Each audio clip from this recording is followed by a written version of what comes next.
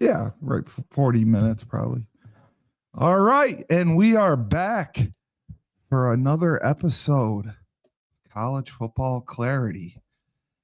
I am your host, the best podcast host in the universe, Steve Cully.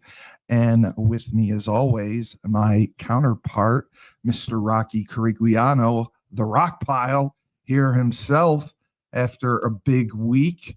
Great to see you again. And wow, we really knocked it out of the park on our first episode. Yeah, I'm happy Was to be not back expecting on. that for our first try. Yeah, Happy to be right. back We, talking we some we we college didn't get football. canceled. Nope, we're back. Yeah. So I guess we'll start first. What did you think of Syracuse and the Notre Dame game? Oh man. Well, I think I talked about it a little bit the last time, but my You Syracuse called it. faithful that have been on me all season about Syracuse. I said it last week, and I'm going to say this again. The one thing I've been really disappointed at with Syracuse and Fran Brown, and we have to get over this Steve Angeli, and I know they were all in on Angeli, and he was having Yeah. a great year. There's no doubt about it. However, when you watch these games, the way he's handled the quarterbacks has been horrible. And then Yeah. none of these guys for Syracuse really have gotten any better. There's been no player development. None. But I get you lose Angeli, but you didn't lose your defense. You didn't lose your 70 defensive points. coordinator. You might as well So you, you might as well not put one out there. so I'm more disappointed at that. I mean, what was it? 21-0 before Notre Dame's offense even touched the ball. I mean, I mean, how crazy is that? I have not watched a lot of Syracuse all year since the UConn debacle, but after I figured I'd give him a shot, and wow, I was just they looked so bad across the board. And you mentioned player development. The quarterback that had backed up McCarthy for several years, and I think he was there last year, even when they had McCord. His name was Carlos Del Rio Wilson. Yep. He played for Syracuse. He was one of the worst quarterbacks I've ever seen in my life. He was all over the place. His accuracy was bad. He couldn't hit an open receiver. I think he had the lowest rating in Syracuse history. He transfers, goes to another school, and he's tearing it up this year. Mm-hmm. So that again makes me think exactly what you were saying about playing quarterback and developing players, and Syracuse just not doing that. And Fran Brown, especially with quarterbacks, I mean, you've played the position, you understand the mindset. There's so much that goes into it, and pre-snap, post-snap, everything is on you. Your mind is always going. I mean, talk a little bit about playing the position just during the week, going from film study to practice to the game and the game situations, because it's like nobody really understands it unless they've played it. Well, I think Del Rio's having a great year. He's at Yeah. Marshall. Yeah. They're 5-6. He's thrown for just under 2,000 yards, and they have an opportunity this week. They play Georgia Southern, I believe. That if they win, they go to a bowl game, and he'll be back next year. But the one knock on Fran Brown when he got the job was everybody said, "Well, he's a great recruiter. His staff that he brought in are great recruiters." And we talked a That's little all we bit about it heard. last week. That when you get on Twitter and you get on social media, you see 4-star recruit who's transferring from Miami to Syracuse or this one to Syracuse. There was no question in that. I had more questions around. He's never been a coordinator. He was a position Nope. coach at Nope. Georgia, so I'm not going to knock that. That means something. He's never been a coordinator, and he's never been a head coach. Last year, the schedule was a little easier for Syracuse, and they For had a the really good ACC. year. McCord stayed healthy. And this year, I think you see it a little bit more because I don't like the way he's managed a lot of the games from a head coach No, standpoint. no, I don't like how he's acted at the end of games. no. I don't like that. Something rubs me the wrong way, and I'm kind of tired because Steve, I'm one of those guys when a coach gets hired, I love watching the introductory press conference. That And tells you a then lot. I love watching the post-game press conferences of a lot of these coaches. And I've watched Fran Brown, all his press conferences. Yeah. And I'm not a fan. I'm not a fan of how he's handled the media at all. But going back, you asked me the question about the quarterback piece. And I think it goes to, again, the coordinators, your quarterback coaches. It's a lot of pressure at that position. And, Like no you other. got to have somebody in the room that's there to push you. Now, like with McCord there, you would think veteran quarterback comes in, played at Ohio State, who, by the way, he was a completion away at Ohio State, probably to stay at Ohio State another year, but he threw the interception against Michigan. But I don't know what the quarterback room looks like because nobody's developed. Right. So Exactly. nobody's developed. I mean, Velarde was a lacrosse player. That's what I couldn't believe. That's who they go in with. But how do you not have somebody behind your starting quarterback that has any football experience that's even close to being game ready? Like, how do you That's go what the blew whole my year? mind. With NIL, and they've increased their budget. How do you not have another quarterback that you're developing? How do you not have another quarterback even on scholarship that you're putting in a freshman lacrosse player and giving him reps? And this is who we're going to go with because we're so down the rabbit hole. But again, what you said about the defense, you're right. It doesn't change what they do on defense. And No. to give up 70 points like that to Notre Dame, and Notre Dame is a great team. I would not have expected Syracuse to give up 70 to them. I didn't think they were 70 points better than Syracuse normally. And Syracuse traditionally has played them tough. Syracuse has knocked them out of the running a couple times late in the year since they started this series. So I was really surprised by that. Yeah, I mean, again, I picked them preseason to go 4-8. So I think I still got a shot. But I'm going to tell you this much. I was going through Boston College stuff this season. So they beat Fordham, which is their only win of the season, and they lost 10 in a row. But I went through some of the scores, and it's like they lost to Georgia Tech 36-34. They were in the game. Chance by the to win field the game. goal. Yep.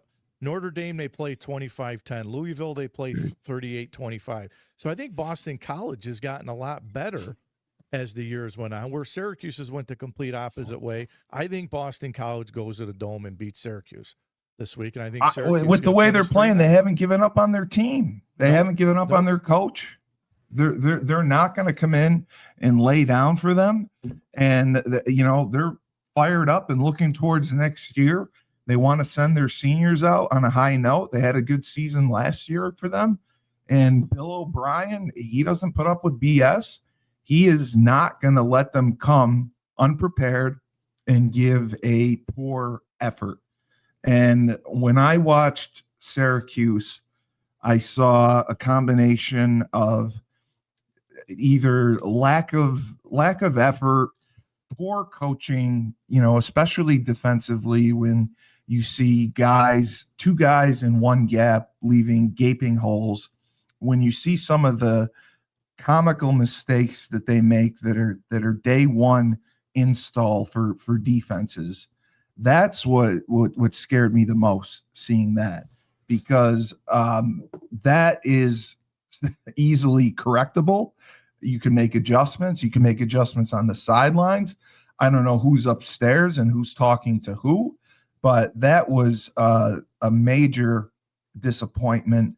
And all year long defensively, they have regressed. So, Fran Brown, he's got to turn things around and turn things around fast, because as we have seen, you are not guaranteed tomorrow in this business. Steve, you know this better than I do as well. And you mentioned the gap thing, the schemes on defense. Syracuse gave up 329 yards rushing in that game. Jeremiah Love had 8 carries for 171 yards, 3 touchdowns. And when you watch that game, and you mentioned the gaping holes, and you mentioned that's what I saw. Slow. They looked slow. They looked out of place. They looked out of alignment. And those are like basic 101 things in high school that I teach our kids is you got to be fundamentally sound. You got to know your gaps. You got to know the scheme. You got to know the coverage. They just looked lost. Now, maybe some of those guys, because they're young, some of the guys that were in there, Yeah. going to play at Notre Dame, maybe they were starstruck by the atmosphere, the crowd. I mean, I don't know, but 21-0 before they touched the ball on offense is crazy. They were not prepared for that game at all. No, and I agree with you. It's 100% with Fran Brown, and he has to grow up fast because I have seen a few of his press conferences. He is very salty with the media. He does not like the media. If you ask him the wrong question, he is going to give you a very smug answer because he knows more football than you. And how dare you ask me this? Why should I have to explain myself?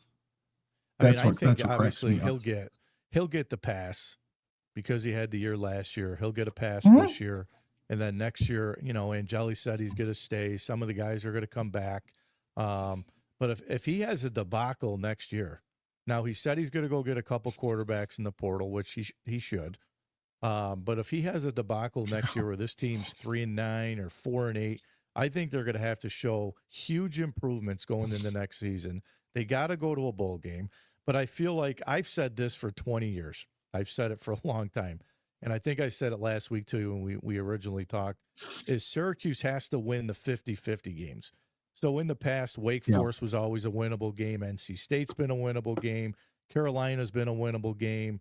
Pitt has been a winnable game. Like those teams right there, they got to go win those games. They got to go beat Colgate, some of those non-conference games. And then you got to take your chances with Miami, Florida State, who I Right. think is going to get better. Virginia Tech is Yes. going to get a hell of a lot better with Yes. James Franklin. So I Yes. feel like he's going to have to go like 7-5, 8-4.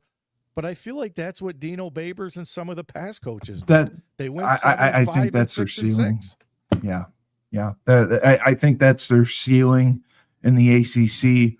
When the ACC is firing on all cylinders, for them to win more than 7 games, especially, I think the ACC added another conference game, or was one of the conferences that had added a conference game going forward recently before this season. That's going to make things more challenging.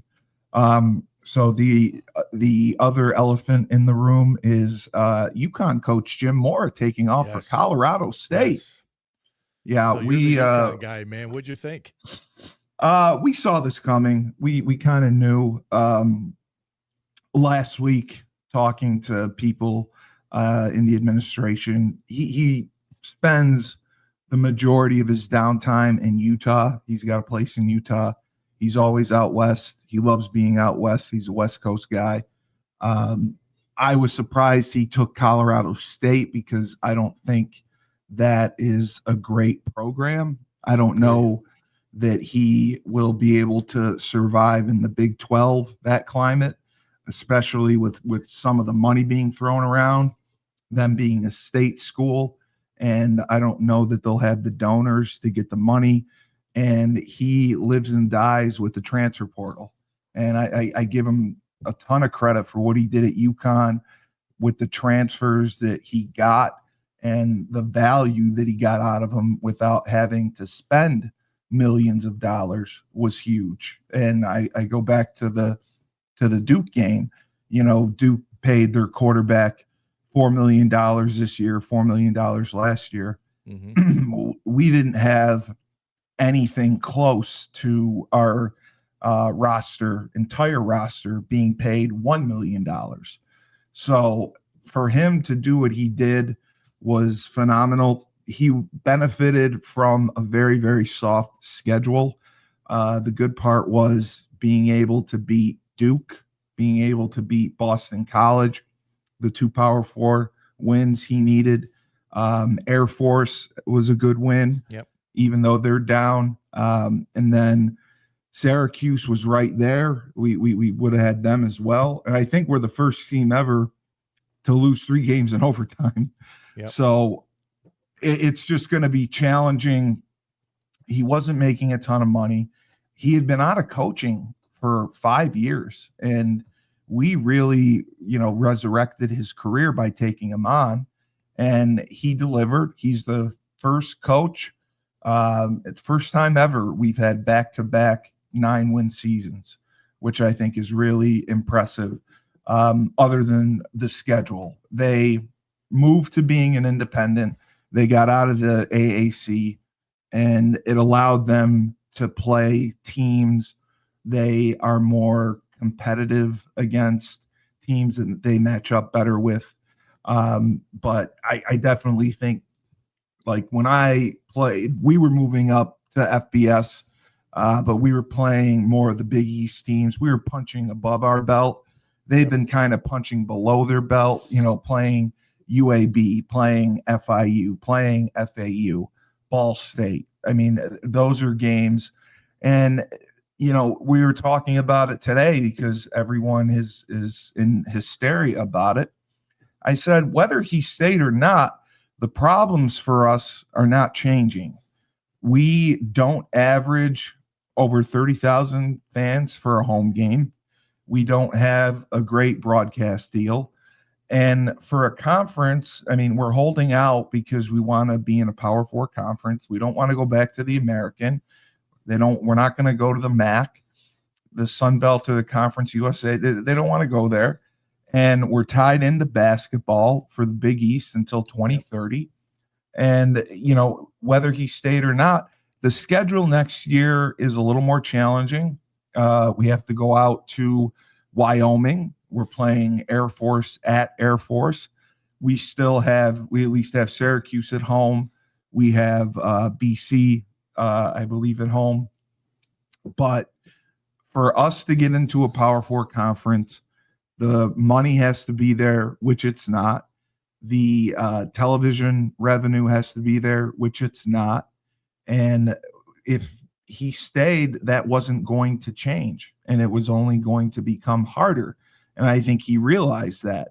He struck pay dirt this year because we had a very easy schedule. We had a seventh-year quarterback who really was unbelievable. He didn't throw his first interception until Air Force. And, it's going to be even challenging for us to get into a bowl game now because we have to see what teams from what conference don't qualify, and if we even have enough players to do so, because once a coach is fired, you have 30 days to go into the portal. So if we have a mass exodus into the portal, now I know we have 40 seniors, but if we're playing a bowl game, if we get invited and we have 70 guys, I think that'll be difficult. They have a chance to tie the greatest season in UConn history, which was 1998, and have 10 wins. Yep. I think that's important to play for. And, what I was telling parents, what I was telling some of the guys was, if you want to enter the transfer portal, I don't blame you. When a new coach comes in, everything changes. You don't know who it's going to be. And you can enter it in January, the normal period. It's not going to really hurt you whether you do it now or you do it in January, because a lot of jobs still aren't filled. Right. And there's still a lot of jobs that we don't know are going to be open. There's still guys that are on the chopping block that could get fired. So we'll see what happens. I think that he did what he wanted to do. He got what he needed out of UConn.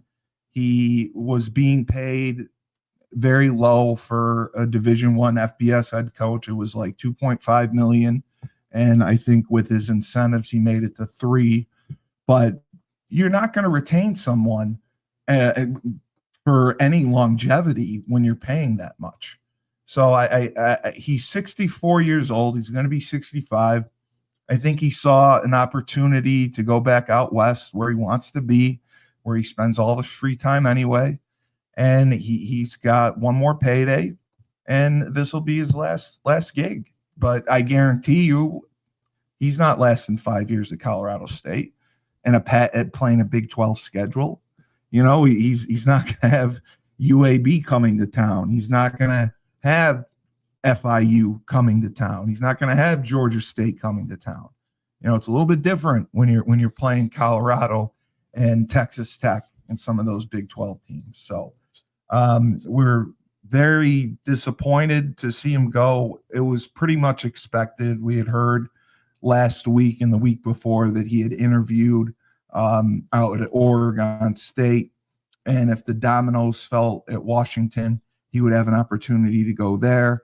I would not have expected him to take the Colorado State job, but to me that shows how badly he wanted to get out of Connecticut. Yeah, when I woke up this morning, I saw it all over social media, and first I had to make sure they weren't spam accounts because I'm like, the move didn't make any sense to me. I'm glad you said the West Coast thing. That kind of makes a little bit more sense. I was thinking that if Jed Fish left Washington for one of these other jobs, Washington would be the perfect fit for him because he wasn't going to go back to UCLA where they got rid of him. Correct. But when I saw that, there was two names this morning that I saw that came to my mind that I'm on social media and I saw their names get mentioned. Number one is Joe Moorhead. Absolutely. Joe Moorhead should get a phone call. Former Fordham quarterback. I actually think, and I love Joe Moorhead. Great coach, great person. I think Penn State and James Franklin, because if you remember this, Moorhead was the offensive coordinator for James Franklin for 2 years. He was. There's a really good chance, I think, that James Franklin will call him to be the OC because Ricky Riney, his old OC, is the head coach at Old Dominion, who I don't think is going to leave, but who knows? And then the other one, Steve, this one, I would love this one to happen, is Kevin Cahill down at Lehigh. I've heard that too. Yeah, absolutely. Cahill, he was at Yale as a coordinator. He's got New York State ties, played here locally at New York Mills. Has done a fantastic job at Lehigh. They're ranked 5th in the country in the They're playoff. undefeated. They're undefeated. He's up for Coach of the Year. They had a really good year last year. He would be a rising star in the making. He's a young guy. So I don't know if they go that direction or if they look for a veteran coach. I saw Chip Kelly. Chip Kelly's not going to. Yeah, I wouldn't want Chip Kelly that. anyway. But I think you go after one of those two guys, or I don't know. I keep hearing the current OC at UConn is going to be a candidate as well. Yeah, Coach Gordon Samus is the head coach for the bowl game. If we end up in a bowl game, he is not particularly head coach material. He did a phenomenal job as the offensive coordinator. But just from what I've heard from some of the players, some of the parents, they don't believe he would be the best choice. I think if they have an opportunity to keep the players and keep some of the coaches on staff, I would keep him if that would mean keeping continuity, because we do have some good transfers coming back.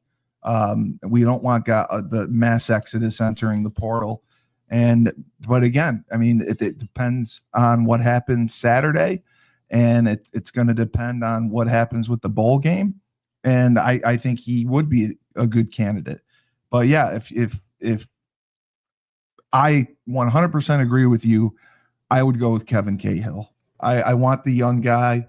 I want the guy who's paid his dues. He's worked his way up. He's been in the Ivy League. He knows the Northeast. He came into a tough Lehigh situation. He's turned them back around, and he is going to be a hot commodity. And I got to play Pop Warner football for him, so I selfishly would love to see him. And he's a Springfield guy too. Yeah, he is. I forgot about that. The other name that I would say, but I don't know if he would jump ship already, is I think that Coach Kurt Fitzpatrick over at Colgate, another guy, won a national championship at Cortland, East Coast guys. They won 5 games this year at Colgate, which is a much better year than a 1-10 last year. Last year. But he's another one. He's another upcoming star, and those guys have East Coast ties. It just depends on which way these guys want to go. You want a guy with a lot of experience?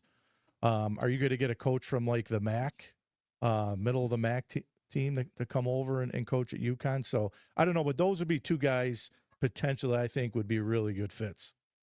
Yeah, and I think that we should absolutely go with the younger guy. I think that taking another retread, an older guy, is not going to work out if we want to build a long-term program. We want excitement. We need somebody who is going to get fans pumped up to come to games, and so we can get over 30,000 people to come to a home game. We can get better broadcast rights. We can make some money, and we can get donors to open their wallets. And that's not going to happen unless you get one of those top coaches.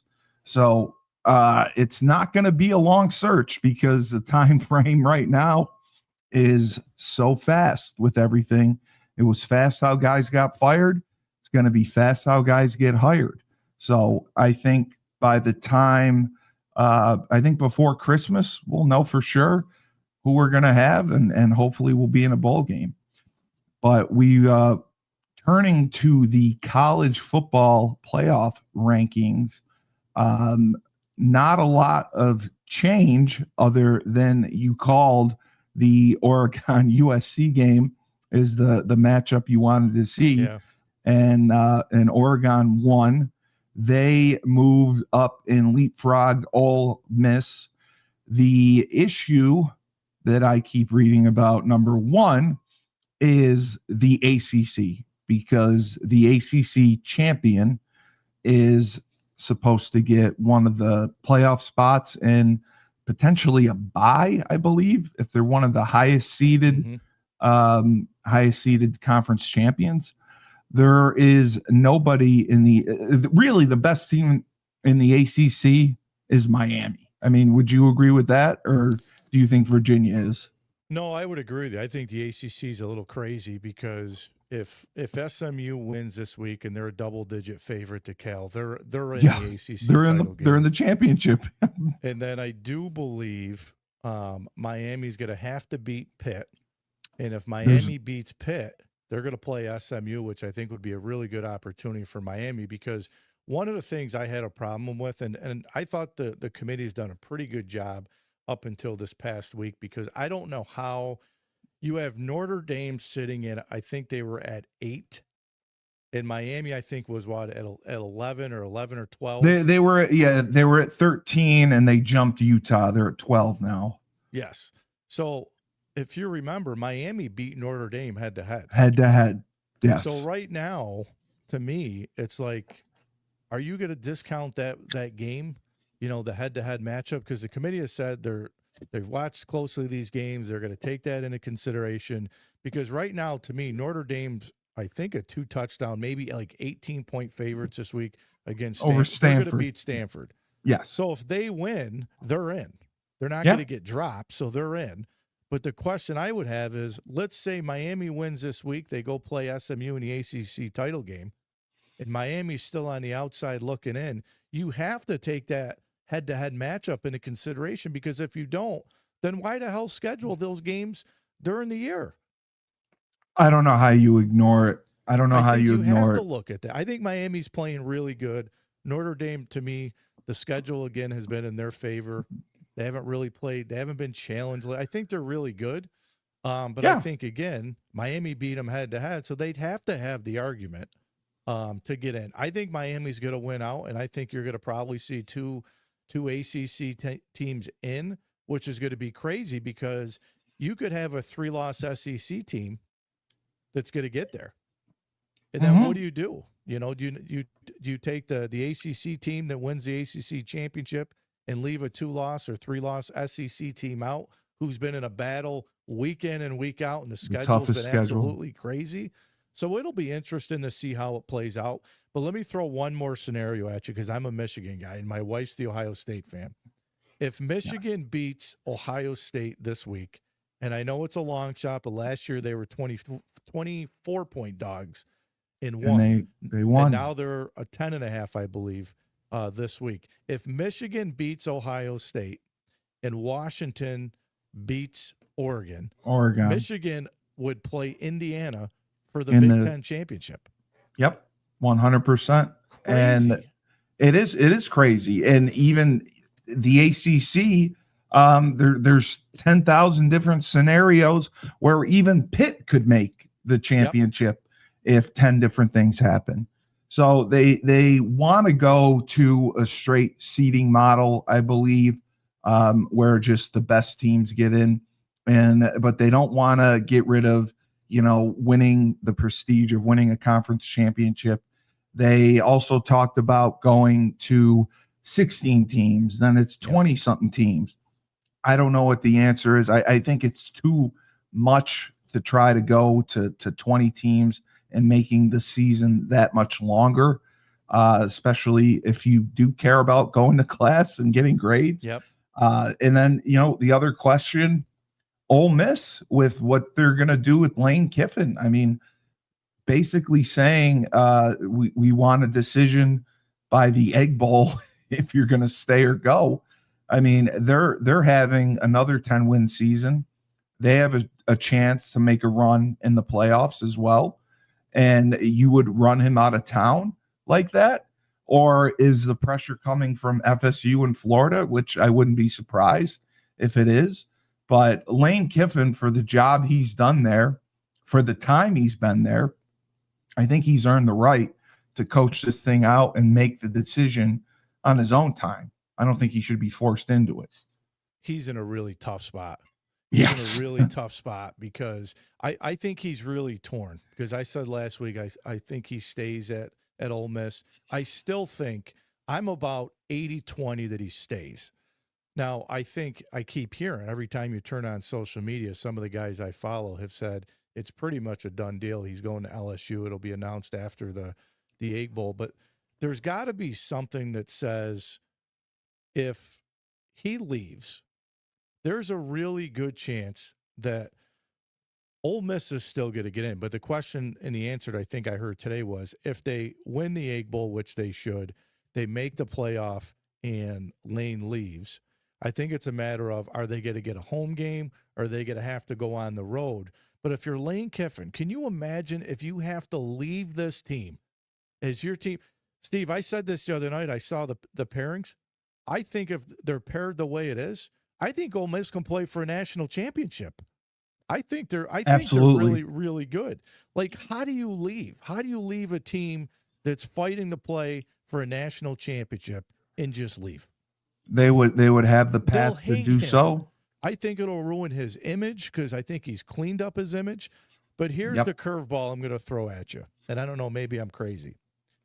If Alabama finds a way to lose the Iron Bowl, and they're a 5.5-point dog to Auburn, or they're 5.5-point favorites. They should win the game. If they lose that game, I keep hearing Kalen DeBoer is a candidate at Penn State.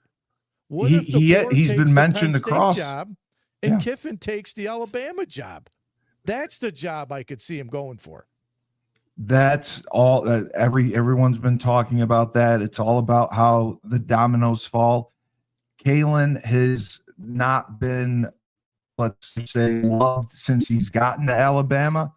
9-3 at Alabama is almost like going 0-12. I mean, their expectations there, they've been spoiled by Nick Saban and what he's done there. For a guy from Washington to come there and do the job that he has in 2 years, I would give the guy a pass. But yeah, I hear him for Penn State. I think he'd be absolutely a great hire at Penn State. I think he'd do a phenomenal job. I don't know how much he loves being at Alabama with all the pressure that's on him, with the booing that he gets at his own home games. I mean, to me, that's crazy. But for him to take off at Alabama, and I certainly think it's possible. And I certainly think it's possible they could lay an egg in against Auburn in that game. That's the Iron Bowl is huge. If he leaves, I would think that somewhere they got to negotiate for him to finish out the season at Ole Miss. Precedent has already been set with freaking Brian Kelly leaving Notre Dame, and they go to the national championship game that year with him, and that was crazy to me. That he takes off in the middle of the night and goes to LSU and develops the Southern accent. But that's the reason everyone's been talking about just the way that college football has been scheduled, the way that they have the early signing period in December. They moved the transfer portal back to January, thinking that it was going to help. And it has definitely hurt because teams have made decisions faster, thinking we got to get a new coach faster. We got to get on the recruiting trail faster. We got to get our commitments. We got to keep the commitments we have. So it kind of backfired on them, and it's not going anywhere. It's only going to get worse. And especially if they go to the 16-team model next. I mean, they tabled it, but they could go to 16 teams. They could go to more. And like you said, the SEC, if you go 9-3 in the SEC, that's murderer's row. I mean, there's no easy game in the SEC. And Texas A&M, I think, is going to obviously win the SEC championship. I've been so impressed watching them play. And, the fact that Jimbo Fisher couldn't get it done there just shocks me, that they have done as well as they have. And then Texas Tech from the Big 12, Texas Tech, it just shows. I mean, it's all about the money right now. It's all somebody's going to get beat this week. Somebody's going to get upset this week. There's going to be something that screws everything up. Texas A&M going to Austin to play Texas, Archman, and you never know what you're going to get from him. They looked pretty good last week in a win against Arkansas, but it's Arkansas. Again, Michigan's a 9.5, 10.5 point dog at home. They've had Ohio State's number over the last 4 years. They're looking for 5 in a row. You got Auburn, Alabama, which Auburn hasn't been able to stop anybody on the back end. Alabama likes to throw the ball. Somebody's going to go down. Georgia Tech. Exactly. And Pittsburgh beats Georgia Tech, and now Georgia Tech, a 2-touchdown dog at home to Georgia. I wouldn't be surprised if they knock Georgia off. So, something crazy is going to happen. I could see it. I'm not sure where it's at yet, but it's going to happen. The funny part is Georgia Tech is being played in Atlanta because Georgia Tech gave up playing at home for $10 million. And the reason they did that is the same reason everyone else in college football or in college athletics is scrambling, because of the finances behind it. Mm-hmm. This year it's $20 million. Next year it's going to be $22 million that you can pay student athletes. And the majority of that money goes to college football. Teams are spending $12 to $15 million just on college football alone. So they gave up $10 million for that, and they're proud to do it because they said it's allowed them to bring in better players. It's allowed them to get to where they are. And unfortunately, that loss kind of screwed them over.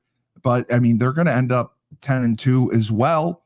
And then you're going to have a team like Tulane from the group of 5. They'll be the only group of 5 school that gets in. And then, I'd hate to see BYU or Utah, one of those schools from the Mountain West, get left out in the cold. Vanderbilt was on a run. Mm-hmm. They're going to be left out. I would love to see Michigan find a way in. That would be great. Yeah. That would be absolutely great. And did they play Indiana this year? Michigan did not play Indiana. Yeah, they didn't play Indiana. Year. They played at Oklahoma. For the first game of the year at Oklahoma, which they lost, and then USC beat them down at USC. So they got 2 losses. But where Michigan is right now, I think Michigan was 17th or 18th, somewhere in that range. If they beat Ohio State, they're going to have a win against the number 1 team in the country. They would be in the Big Ten title game. So I don't know how you would keep them out. So a lot of interesting scenarios. But remember when it was the 4-team BCS?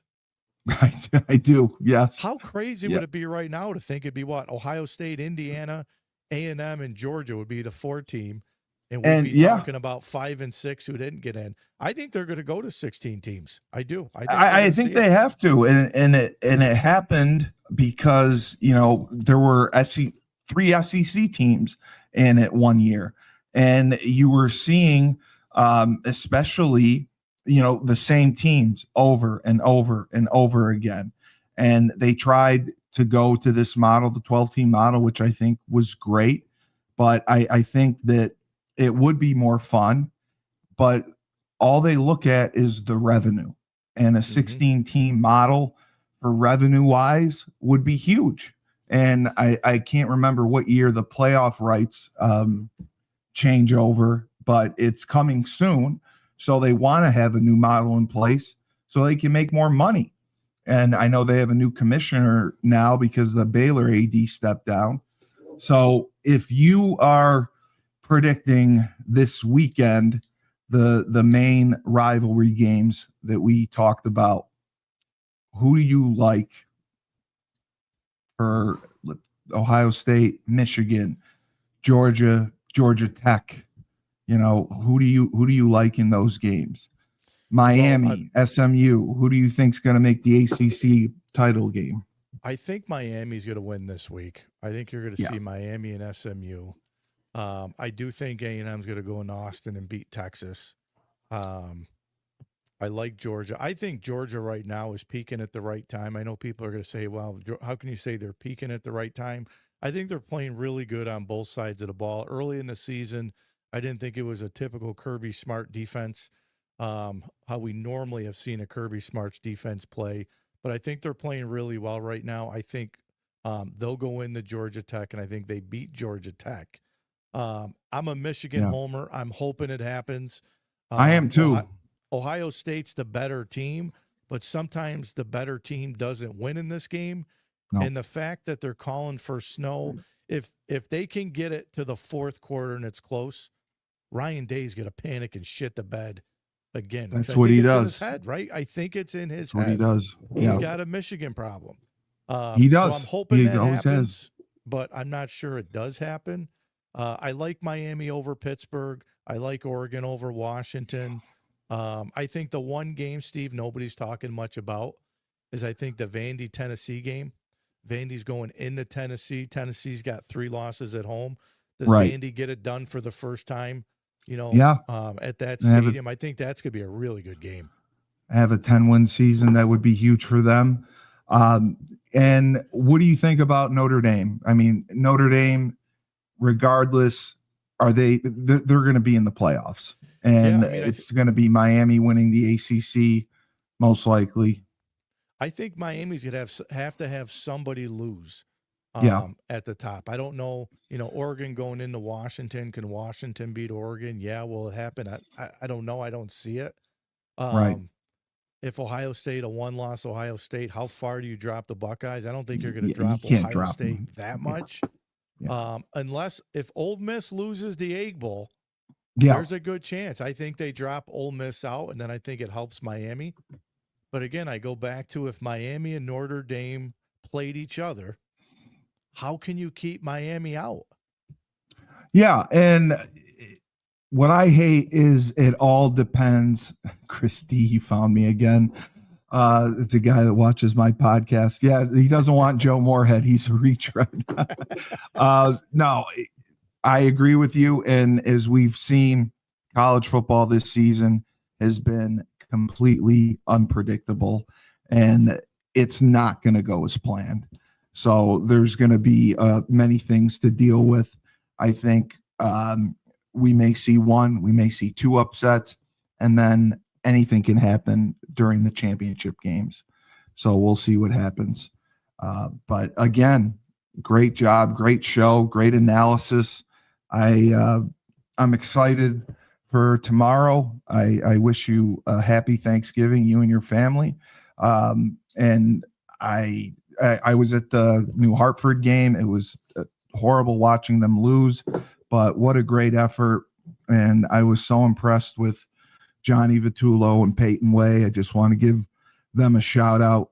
They're tremendous talents, And I think Johnny Vitullo, especially, he'll have an opportunity to move up. He is something else. That guy. I hadn't seen him play in person since last year, but my God, Peyton's going to Colgate. Yes, which will be great there. I think I heard Johnny's going to Cortland. Yeah, I believe. But Jim Kramer's a friend of mine who's done a fantastic job there. Completely changed the culture. Horrible turned way to everything lose around. the game. Yeah, on a field I was goal like I was shocked. I was shocked. And I watched the play where they ran the quarterback draw like 10 times and got the yardage they needed. I was just surprised at how they ran it and how they executed it. And it was for a quarterback who can't throw either. They just ran the ball all game. But happy Thanksgiving to you and your family. And we will definitely have a lot to talk about next week after everything sorts itself out. For Rocky Carigliano, the Rock Pile, Steve Cully, the best podcast host in the universe. Remember, happy Thanksgiving. And when life gives you lemons, don't make lemonade.